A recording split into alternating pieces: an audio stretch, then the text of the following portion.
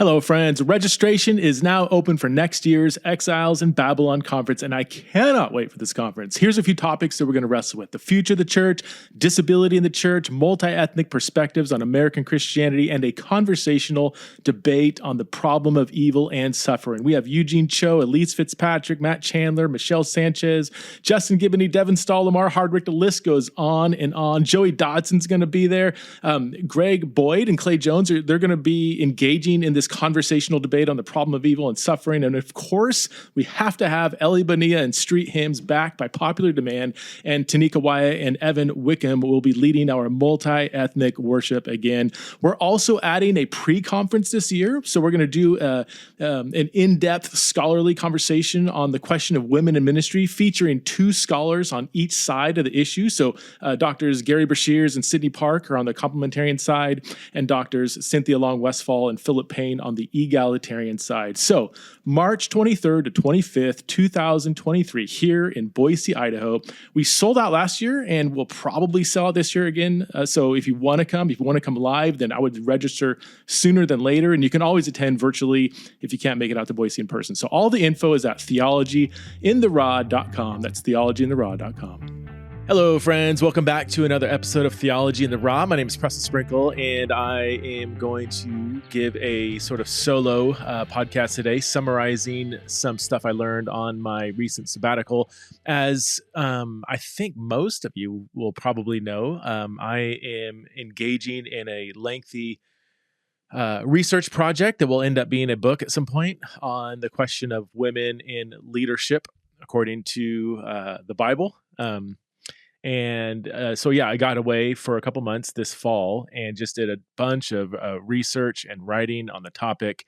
And it was, it was a lot. It was super interesting, I guess is the best word to use here. I almost said fun. It was fun. I love to research, but more than just being fun, it was incredibly interesting. And it was just so good to have just uninterrupted research time. I mean, for those of you who are writers or write or are just engaged in some kind of like maybe form of art, it's, as you know, it takes a while to kind of get into something. Sometimes it takes me several days to really get into the groove of uninterrupted thinking and reading and researching and writing and researching and thinking. And then you kind of get into a sort of flow. And so being away and being able to just go really deep into various research areas was really exciting, energizing, and I learned a ton, and I'm only still scratching the surface. So at the end of my 2-month sabbatical, I didn't add it all up, but I think I took over 100,000 words of notes, which might be about maybe 200 pages of single space Word document kind of notes. And I don't know if that sounds like a lot or not that much. I mean, that's probably about maybe 5 to 10% of what I'll end up completing by the time this project is over. So I got I made good headway, but I'm still just at the beginning stages of this journey. I ended up writing. So the way I research, like I like to do a lot of just do a lot of reading without taking notes, a lot of highlighting, a lot of writing in the margins, of books. Sometimes I keep like a catalog in the back of the book of like various themes and where people talk about certain themes that I'm interested in the book. And so I do a lot of that up front, and then I kind of start doing more deep dive research where I'm reading with a book in one hand and a computer and a Word document in another. Don't picture it like that, but I'm reading not to just kind of blow through a book, but I'm going really slowly, doing research and taking just as many notes as I can. Sometimes full page quotes, or other times it's, my something somebody says will jar like a thought, and then I'll start, just doing some thinking, on these notes, if that makes sense. And then what I also do is after I feel like I get my arms maybe about 60% around a certain area, then I try to write. I want to write out all my thoughts as if I'm writing like a chapter or a short book on that topic. Now, that is a very, very, very rough draft, but it just helps me to kind of organize my thoughts around the research that I'm doing. Because if all you do is just take tons of notes, and especially if you have a document like mine is like 200 pages, you just kind of get lost in all the information. It gets kind of overwhelming. So I'm like, I want to step aside for a second and let me just write like a 30-page summary of everything that I've researched in this one particular area of the larger topic. So maybe to help this make more sense, there's three main areas of research that I drilled down fairly deep on in this project over the last couple of months. One was leadership and ecclesiology in the first century church. Before we even talk about women in leadership, we need to ask what we even mean by leadership. What was leadership like in the first century church according to the New Testament? So that was my first several weeks of focus, was just looking at, aside, just not even really thinking about the question about women, but just what did it mean to be a leader in the early church? What does it mean to be an elder, an overseer, pastor, teacher, deacon, prophet, and so on? And that, man, there's this is going to be something I'll probably mention several times in this podcast and throughout my journey. Is every time I kind of opened up a door of a certain area of study, I just found myself in a labyrinth of scholarly discussion. So even the question about like leadership in the first century church, like that's almost like its own field of study where there's ongoing discussions and debates and people who have devoted their whole lives to kind of researching this topic. And then I'll peek open another door of another area, and I find myself in another wide world, another Narnia of a discussion. And so, which to me was exciting. I was like, man, this is so, like, my learning curve was just going through the roof. I was learning all kinds of things that I didn't know about before. Again, aside from just the question of women in leadership, there's lots of really interesting things that form kind of the lots of interesting pieces that will end up forming the bigger puzzle. So yeah, leadership and ecclesiology in the first century church was one area that I dove into. The next one was prophecy in the New Testament. Clearly, nobody debates this. You have women prophesying in the New Testament. I say clearly, but I found an interesting quote by John Calvin, but I probably won't get to that. But anyway, yeah, but most 99% of all scholars recognize women are prophesying in the New Testament. We'll get to that. So what is prophecy? And that's where the debate sets in. Lots of, there's been probably, I want to say in the last 50 years, a lot of monographs written on prophecy in the New Testament. Again, not even really looking at the question of women prophets, but just kind of debating the meaning of what New Testament prophecy is. And then the third major area of research is I started kind of maybe a running commentary on 1 Timothy 2, 8 to 15, which has that famous statement where Paul says, I am not permitting a woman to teach or exercise authority over man. And it's embedded in this really interesting, somewhat complicated passage. So I just wanted to get my arms around kind of the issues in that passage. Certainly, I did not exhaust the whole passage, but really got a better understanding of kind of what are the questions, what are the issues, what are the interpretive options. And then I also spent a little bit of time on letter carrying in the New Testament because of Phoebe in Romans 16, 1-2. It's been suggested or assumed that she was the original letter carrier of Paul's letter to the Romans, and there's been theories on the implications of that question. So that was my focus there. There's so many other questions we have to look at. I did not even get into Ephesians 5, the meaning of kephale, head. That'll be down the road. 1 Corinthians 11 is a super important passage. 1 Corinthians 14. Also just women in the New Testament. I mean, what does it mean that Jesus had, women disciples sitting at his feet? What are the implications of Mary and Martha and, the female apostles to the apostles? What about Junia in Romans 16? What about Priscilla and Aquila? And Paul calling women co-workers and so on. So there's a lot more there that I still need to get to. Obviously, I haven't even really done much of anything on the Old Testament yet, which I will. So I've already, for those of you who haven't heard me talk about kind of my journey, I've already written the introduction to this book. because I want the book to be written in real time. I do not have a preconceived position. Not only do I not have a or predetermined position, I really don't have any ecclesiological, denominational, socioeconomic reason to land on a certain view. Like um, far as I know, I won't lose any friends if I land on one side or the other, at least any real friends. I won't lose a job.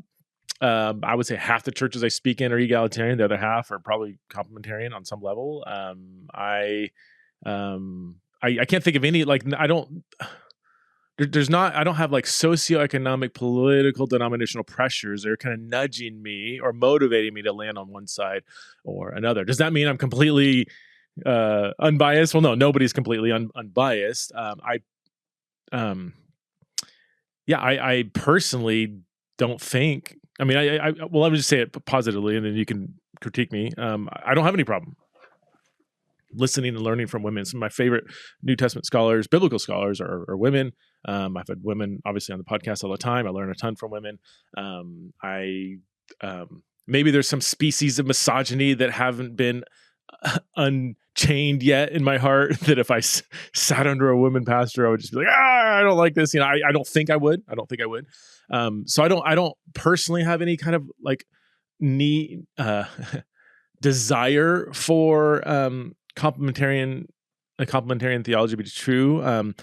At the same time, I have I want to follow the text, go where the text leads, and there's a decent amount of egalitarian exegetical arguments that I just haven't found that impressive. And could there be if God has ordained men to be leaders in the church and He's revealed that to us in Scripture, that we need to submit to that, embrace it, and celebrate it. And I'm more than happy to do that if that's where the exegesis lands us. And I know good, godly people, men and women on the complementarian side, who make really good arguments for their case. So that's kind of where I'm at. And I'm writing this book in real time. So like I said, I've already written the introduction from the perspective of, here's the questions I have in my mind. I don't even know where the rest of this book's going to end up. So you're going to read the first chapter.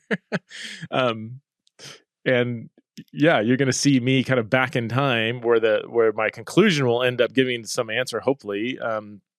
And yet the first chapter is going to be capturing my real time, like, not knowing where I'm going to end up landing. So the book is more of a journey. It's going to be it's a long project. It probably won't be out. I'm giving myself about 3 years of research. That could, depending on how much, chunks of time I get done on this book during those 3 years, it could be shorter, it could be a little longer, who knows? But I just want to make sure I've exhausted as much research as I can possibly do, so that I have a thoughtful answer. People, when I came back from my sabbatical, people ask me, "Oh, did you finish your book?" I'm like, dude, I scratched the surface. Like, I'm just getting started here, even though I have done a decent amount of research now. I feel like I made good headway. There's still so much more to be done. I'm also writing 2 other books before this book. One that I'm just finishing the edits on is called "Does the Bible Support Same-Sex Marriage? 21 Conversations from a Historically Christian Point of View." It's just a kind of a shorter book responding to all the top affirming arguments. And then I'm also beginning to work on a second book that has to do, the tentative title is "Exile," subtitle "A Christian Political Identity," which is, I call it my politics book, but it's not going to really focus on contemporary politics. It's going to look at, it's kind of like a biblical theology of what does the Bible say about how the people of God are to view themselves in relation to the empires that they find themselves under. The Bible says a ton about this. And so I kind of want to dive into kind of a sweep of what the Bible says about a Christian or a people of God, if you will, political identity. There's so much there, and this is going to be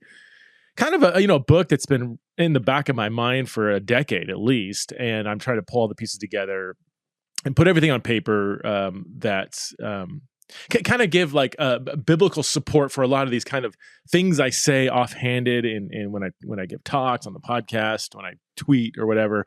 I want to try to put it all together and give some theological foundation to kind of my perspective on how Christians should view themselves against or in relationship with the empires of today. Okay, so let's oh man, I have so much to talk about. I went through all of my notes again, or not my notes, my kind of summary chapters of 50,000 words that I wrote down. And I kind of said, man, how am I going to summarize this on the podcast? So I have all these documents open. I'm going to try to just kind of summarize some of my findings, and I might be doing some reading here. And I've got a lot of, I don't want to keep this. I don't want this podcast to be too long, but I do want to give you an overview. Everybody's asking me like, hey, where are you at? What did you discover? What did you find? And so I do want to give you some of that. So let's dive into leaders in the early church, leadership in the early church. I guess the one obvious point we should note is that when we look at early church leadership, we simply cannot take our modern day view of church and map it upon the New Testament. The New Testament gatherings looked very different than the overwhelming majority of church gatherings today. That's not to say church gatherings today are wrong. I'm just saying that they're different. The New Testament church was in a very different social environment than today. It was a lot smaller, as I'm sure most of you guys know. Typically they met in homes of wealthier Christians that could fit maybe anywhere from 20 to 50 people in their home, and maybe more. I mean, Gaius seems to have in Romans 16:23 a very large house that can host the whole church of the whole city, it seems like. And there's 100 at max 100. I mean, that's really pushing. I would say 20 to 50. So when we go to church, we typically show up. There's a worship set on stage. Pastor comes up, gives a monologue, another worship set, and then we kind of shuffle off. That's not like, we cannot map that image on the first century. Even the thing like, even the church offices we have today, pastor, executive pastor, the elder board, deacons and stuff, like, just because we use the term elder today doesn't mean that the function of modern day elders is the same as what Paul was talking about and Peter was talking about when they talked about elders. So I really want to just try to set aside our modern day image of church and church leadership and pastors and teachers and so on, and really try to unearth what a first century ecclesiology would have looked like. Now, one of the let me start here. And again, there's so much scholarly literature on first century leadership. It's been going on. This discussion's been going on for 100 years in the scholarly world. So there's a lot of literature here, which is really exciting to work through. And I'll mention some names throughout that I found really helpful. One of the things that was most striking to me, and something that some people brought out, but other people didn't. And I think this might be, let me just jump right into it. I think this might be one of the more significant themes in my book. Something that I think is just needs to be highlighted. And that is this theme of reversal in the kingdom of God that applies to leadership. Let me read some stuff here that I wrote down. Jesus stepped into a world profoundly concerned with honor and status. And this is true both in Judaism and the greater Greco-Roman world. Even if there are some differences in how each culture conceived of honor, both were honor-shame. Cultures were once family lineage, vocation, sex, age, economic status, civic reputation, including certain titles you might hold in your civic kind of status, and several other things contributed to how much honor you might have among others in your community. And I talk about for example, the patron-client system, which some of you might know about. I'm not going to get into the details there. Another example is the so-called race for honors, the cursus honorum, where people of all statuses had access to different kind of honorific titles that they would hold, and that would give them great honor in the eyes of others. Like this was a significant part of the fabric of the Greco-Roman world. So one of the most jarring countercultural threads woven throughout the New Testament is this theme of reversal when it comes to status and honor. We see this all throughout the Bible, really, but it just explodes into view with the life and teaching of Christ. And I give loads of examples here. I mean,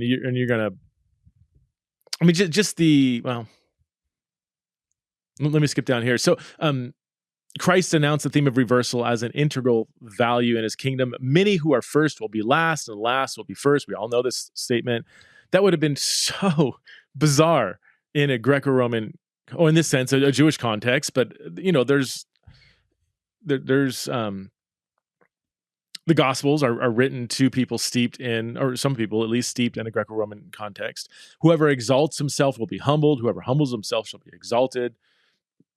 When the disciples were arguing over who would be greatest in the kingdom, which would have been a very natural thing for people in the first century to wonder, Jesus turned a whole paradigm of leadership and authority on its head. That one of the most significant passages here, repeated in all three Gospels, is I'll go to the Matthew 20, 25 to 28 retelling. Jesus called to himself and said, "You know that the rulers of the Gentiles lord it over them, and their great men exercise authority over men. It is not this way among you, but whoever wishes to be great among you shall be your servant, diakonos, and whoever wishes to be first among you shall be your slave, doulos. Just as the Son of Man did not come to be served, but to serve and give his life as a ransom for many." And the parallel in Luke 22 verses 25 to 27 adds benefactors here. But this is a significant countercultural thing that Jesus is doing here, turning this quest for honor and status and titles and leadership, turning it on its head.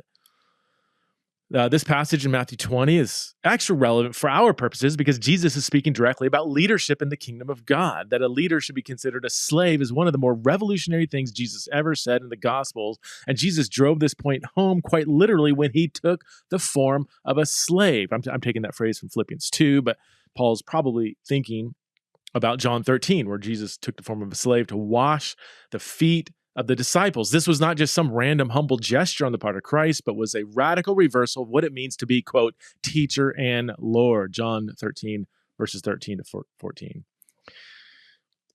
So Jesus turned the status and nature of leadership on its head, and the New Testament writers adopted Jesus' pattern when they discussed leadership in the church. This comes up in several places in Paul's letter. In particular, and I don't want to read this whole section, but 1 Corinthians 1 to 4.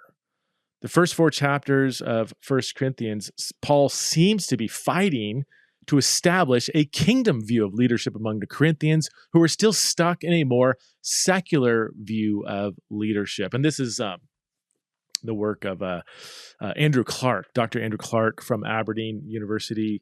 Andrew is, when I studied at Aberdeen, I studied under Simon Gathercole, but Andrew Clark was another professor there, and he has spent the last, I want to say 25 plus years focusing on leadership in the first century church. This is what I mean. Like this is this isn't some like, oh, you read an article and you get it. Like this is a field of study, trying to understand leadership in the first century church. And I believe this is his Cambridge PhD dissertation, I believe, where it's called like Secular and Christian Leadership, and he focused on 1 Corinthians 1 to 4. He's written several other great books on leadership in the first century in the church in the New Testament. So I draw a lot on Andrew Clark. I mean, he is a wonderful man of God and a man of the church, amazing scholar, well-versed in all the Greco-Roman stuff. And I've actually been and it's funny because when I was studying at Aberdeen, I remember him talking about leadership this, leadership that in the church. And I thought it was kind of a boring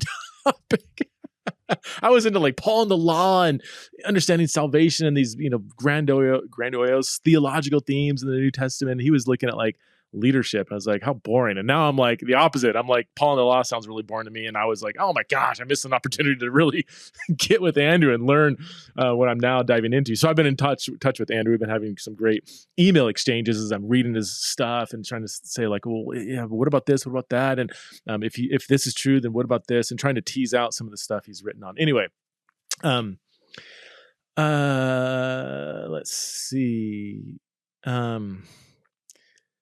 Yeah, I don't want to go into detail. Let me just state this as a pretty well-established fact that a lot of stuff Paul is battling against in 1 Corinthians 1-4 has to do with a very secular view of status and honor. It seems that this is something Andrew points out that seems that even the people saying, I'm of Paul, I'm of Apollos, I'm of Christ, I'm of Cephas, whatever, that they're almost reflecting this kind of patron-client system that these people were like, I'm a client of Paul, I'm a client of Apollos. And the patron-client system was very, very hierarchical. And Paul just wants to pull the rug out from underneath that view of leadership. And this is the passage like in 1 Corinthians 4 where he even like really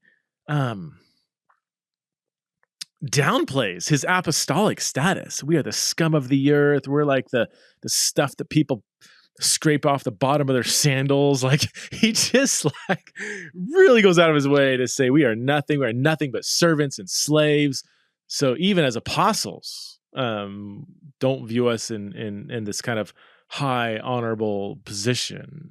So the whole first 4 chapters of Corinthians is just overturning this secular hierarchical view of leadership on its head.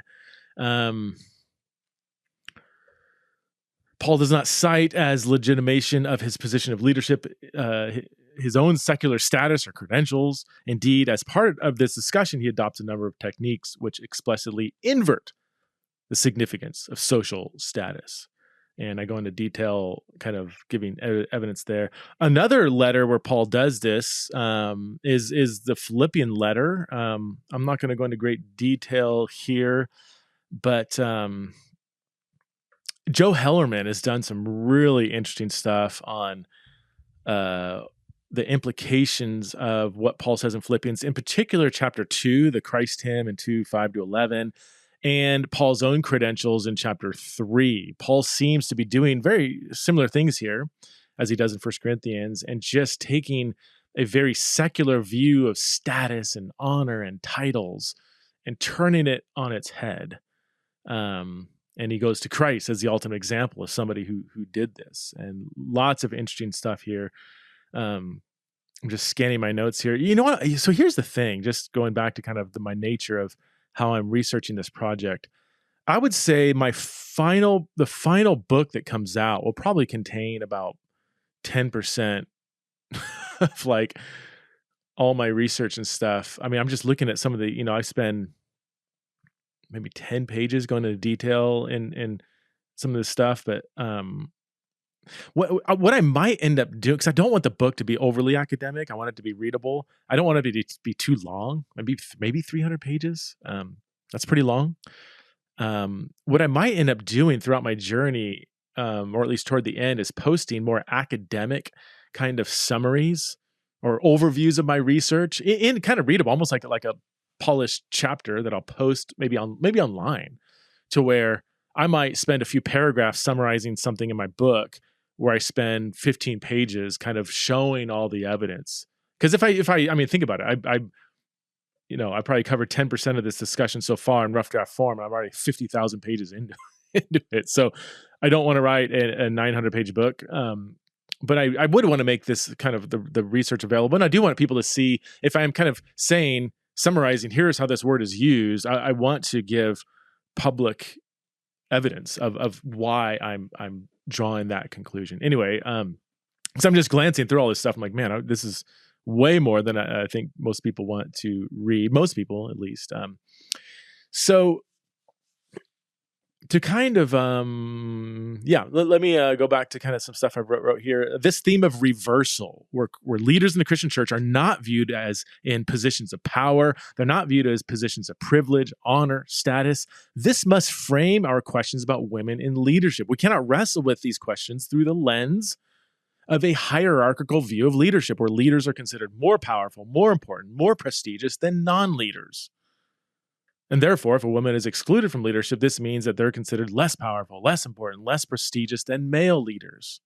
Does that, might need to reverse 15 seconds and hear that again, because this is super important. And if I'm missing something, I would love your feedback. Where can you give feedback? People are like, yeah, I'd love to give you feedback. I got feedback for you all the time. I don't know how to get a hold of you. I think you can email. Well, I don't want to get a flood of emails. I want to figure out a platform where I can start posting this stuff and I can have people kind of comment and give some thoughts. What I don't want, I don't want 300 emails tomorrow. I just can't work through that. But and this isn't a plug, but my this is gonna sound it's gonna sound so. I'm not gonna say it. I'm gonna figure out a way for y'all to, or some of y'all to give some feedback on what I'm saying here. Because I really would love to know what are some really thoughtful people who are wrestling with the same question. What are some of your thoughts on this? A Christian view of leadership does not allow for this kind of hierarchy between leaders and non-leaders. And to rightly approach the question of women in leadership, we have to bring with us a truly Christian, rather than secular view of what leadership even means. And to be honest, okay, here we go. I do find some egalitarian views of leadership in general to feel more secular than Christian. Any view of leadership that talks about leaders as people with a higher status, more power and privilege, more honor, more significance than non-leaders reflects the values of a right side up kingdom of Rome or America, rather than the upside down kingdom values of Christ. Let me give you some examples. I'm not going to name names here, but I do have actual quotes. One egalitarian writer considers non-leadership positions to be, quote, secondary roles in the church. And when historical cases of female leadership are covered up, then women are recast as, quote, as less significant than they really were. Those statements feel they seem to reflect a very secular view of leadership versus non-leadership that Jesus turned on its head. This author goes on to say that complementarian theology is, quote, a blind pursuit to maintain control over women. That only makes sense if being in leadership is a position where you maintain control over non-leaders. Is that what New Testament leadership is supposed to be? Now, one could argue, well, no, it's not supposed to be that, but it is. Well, yeah, I got nothing. Sure. Yeah, I agree with that. I am not really looking at aberrations, contemporary aberrations of what the New Testament envisions leadership to be. I'll fully agree that, I don't think this is just only in complementarian circles. This is probably just in human church circles where the view of leadership is hierarchical, does try to maintain control over the people that are leading, does see itself as a position of power and privilege and status and honor. I'm saying that's wrong. That's a departure. Before we even get into the women question, that needs to be rectified. So I'm not really interested in modern aberrations of the New Testament vision of leadership. I want to look at what the New Testament itself says about leadership. What is the paradigm set before us? So these statements that I just read, only makes sense within a secular leader, non-leader hierarchical framework where leaders as a category are more significant than non-leaders, since they fulfill primary roles in the church to maintain control over non-leaders. This same author goes on to question, this author frames the question about Junia's apostleship, Romans 16:7. Junia is probably called an apostle, in a similar hierarchical way. Either Junia is, quote, a prominent apostle, unquote, or she's, quote, simply a noteworthy woman, unquote. This implies that there's a significant status difference between apostles and non-apostles. Like, would Paul say that in 1 Corinthians 1-4? Does that reflect how he views apostleship? Like, I'm a prominent apostle. You're simply a normal, average, everyday Christian. That's exactly not what he does. He actually does the opposite. He downplays the status and honor of being an apostle. So the whole idea of, oh, you're not an apostle, you're simply a noteworthy woman. I don't think that I think that's, again, playing on secular categories. Another complementarian author believes that complementarians advocate for, quote, a hierarchical relationship of male and female, while egalitarians believe in, quote, gender equality. But again, I know people, or I've heard of people, I don't know people who probably would agree with that. Yeah, men are leaders, women aren't, and it's hierarchical. Men are superior. Men are maintaining control over all the non-leader. Like they might have that view. New Testament doesn't have that view of leadership versus non-leadership. This author says the relationship of male and female continues to be perceived in hierarchical ways. God created men to lead, women to follow, and it is this that fundamentally differentiates a traditionalist from egalitarian today. Again, I don't think we can approach the question bringing this hierarchical view to play. There are people who do highlight the significance of this, but I am kind of shocked at how people just enter into the discussion of women in leadership without, I think, taking as seriously the New Testament view of leadership as a whole and how countercultural it was. And I see this reflected in the language all the time, specifically typically among some egalitarian writers and scholars. There's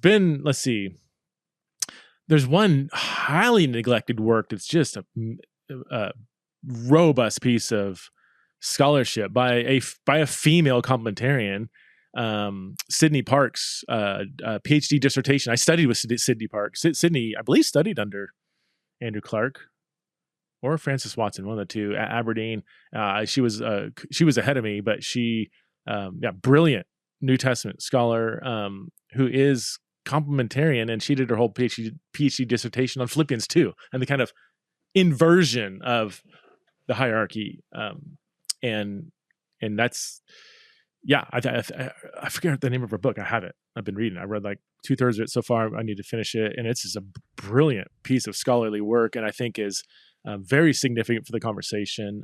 Another scholar, Michelle Lee Barnwell, neither complementarian nor egalitarian, is the title of her book, I believe. She's going to be on the podcast here in a little bit. Also has a whole chapter kind of talking about the significance of this inversion of hierarchy as it applies to leadership in the New Testament, and why that's significant for this conversation. She does a great job with that. But so there's people that do kind of highlight it, but it's rarer than I would like to see. Got a lot to cover, and I haven't even gotten into some of the more leadership terms. So let me dive into what I discover with leadership in the New Testament. And I did a decent amount of research on the individual terms: elder, overseer, pastor, teacher, and deacon. I'm going to skip a lot of this stuff here. Let's see. I guess there's a question about how we should even treat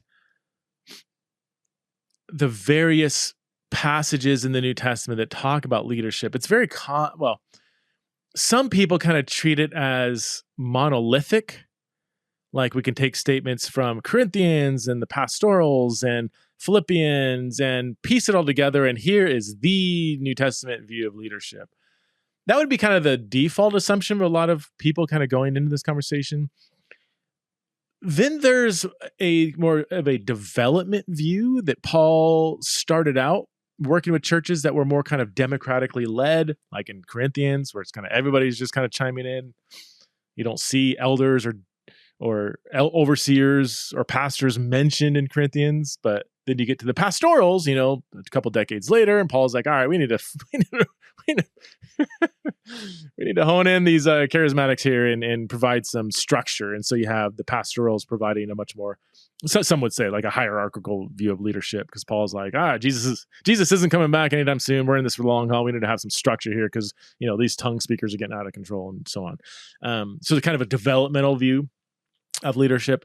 And then you have people who would say, well, I don't think there's necessarily a developmental view, just there's no one size fits all model of leadership for individual congregations.